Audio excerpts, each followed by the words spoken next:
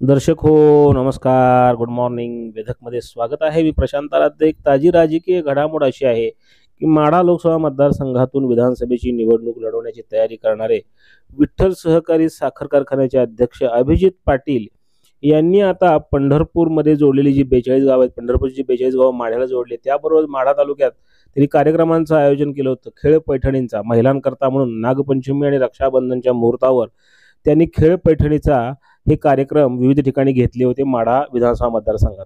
आता त्यांनी मोहिते पाटलांच्या बालेकिल्ल्यात म्हणजेच माळशिरस तालुक्यातील जी 14 गावं, म्हाळुंग, श्रीपूरसह 14 गावं जोडलेली आहेत माढा विधानसभेला, त्या भागामध्ये आता कार्यक्रमांना सुरुवात केलेली आहे. आणि म्हाळुंगमध्ये त्यांनी खेळ पैठणीचा हा कार्यक्रम मोठ्या प्रमाणात आयोजित केला आणि याला मोठी गर्दी जमली होती. महिलांची फार मोठी गर्दी जमली होती. अभिजित पाटील हे कार्यक्रम घेण्यामध्ये अत्यंत म्हणजे निष्णात आहेत. त्यांनी पूर्वी पंढरपूर मंगळवेढा विधानसभा मतदारसंघामध्ये निवडणूक लढवण्याची तयारी केली होती. तेव्हा त्यांनी पंढरपूर आणि मंगळवेढा भागामध्ये अनेक कार्यक्रमांचं आयोजन केलं होतं आणि आताही त्यांचं या भागामध्ये कार्यक्रमांचं आयोजन होतंय.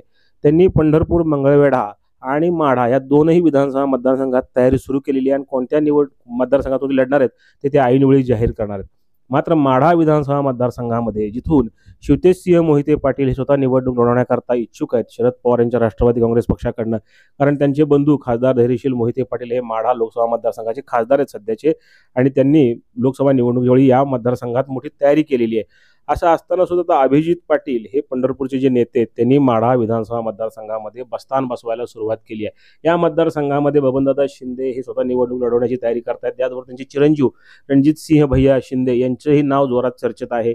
याचबरोबर ॲडव्होकेट मिनलताई साठे, संजय कोकाटे, शिवाजीराव कांबळे यांनीही निवडणूक लढवण्याची तयारी केलेली आहे. आता हा मतदारसंघ भाजपनं पण आपल्यासाठी मागितलेला आहे. माऊली आळवर जे भाजपचे नेते आहेत त्यांनी सांगितले की हा मतदारसंघ माढा आम्हाला द्यावा म्हणून.